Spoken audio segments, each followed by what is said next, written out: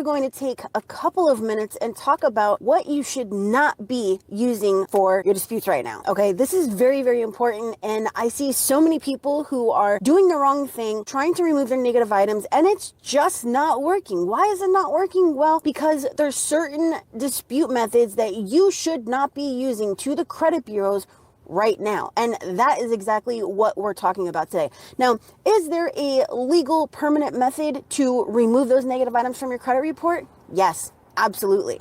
Yes, you can remove collections, you can remove charge-offs, repossessions, foreclosures, late payments, inquiries, bankruptcies, judgments, tax liens, whatever. If it's on your credit report and it is not a foreclosure, child support, then hey, it has the potential to be removed, but not when you are disputing online, not when you're using the illegal identity theft method, not when you're calling in your disputes, not when you are going from templates to factual to online to identity theft to all these different things. There's a practice that you should be implementing with your disputes. And if you are not doing it, you are not going to remove these things from your credit report, right? You see, there's so much bad advice out there. There's so much bad rhetoric about, oh, all you have to do is send this one letter.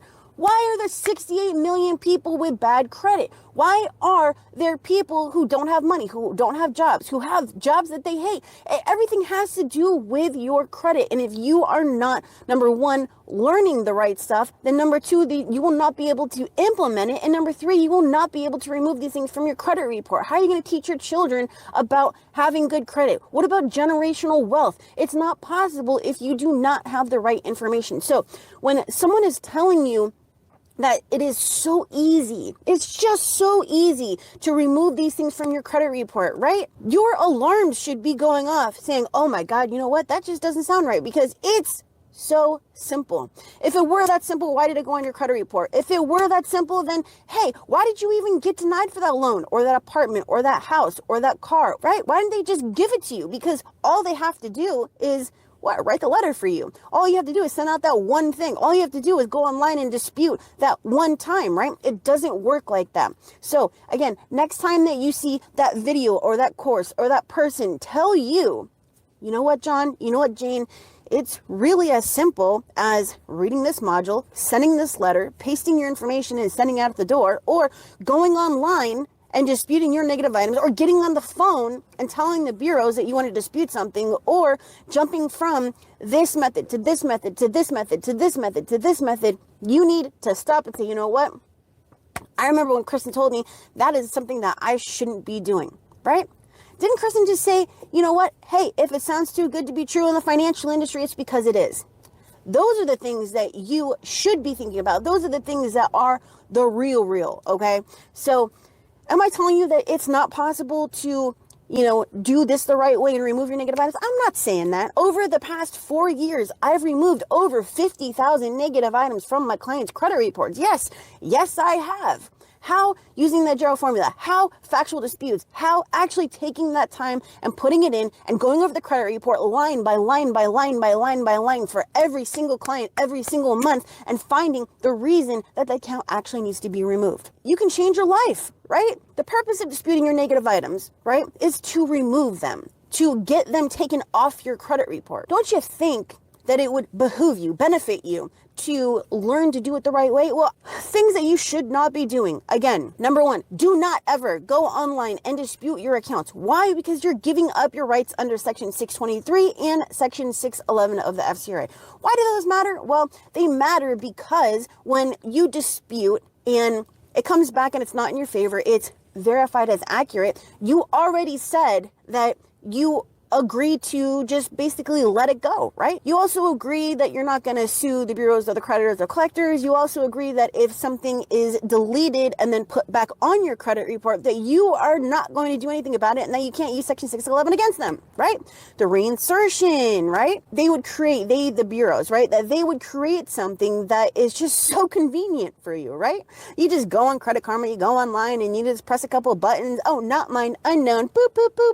And you submit it and oh my God, these things are just going to come off so easily. Yes, you can dispute online, but only inquiries and personal information. Anything outside of that, you are screwing you. Number two, do not use the illegal identity theft method. If you are not a victim of identity theft, you should not be disputing that way. Why? It's virtually impossible to use the identity theft credit sweep now.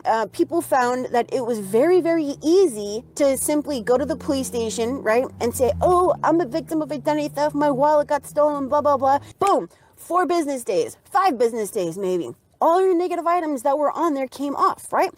And millions of consumers utilized this method when they were not supposed to, therein making it virtually impossible for actual victims of identity theft.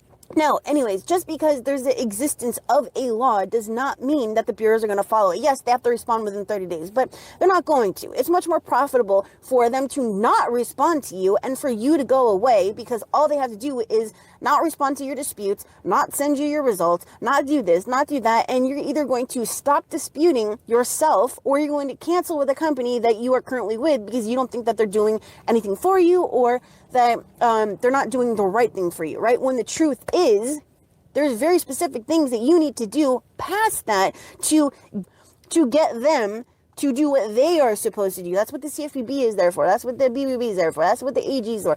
But you have to actually have proof that you disputed and that they didn't respond, or that they did respond, but they didn't do what they were supposed to, and that you continue to exhaust your remedies prior to ever going to that point where you actually needed the CFPB. If you start with identity theft and then you jump to dispute letter templates, right, like 1681, and then you go factual, and then you're disputing online, and then you're doing, XYZ, you're not going to remove those negative items from your credit report. It is not going to work like that.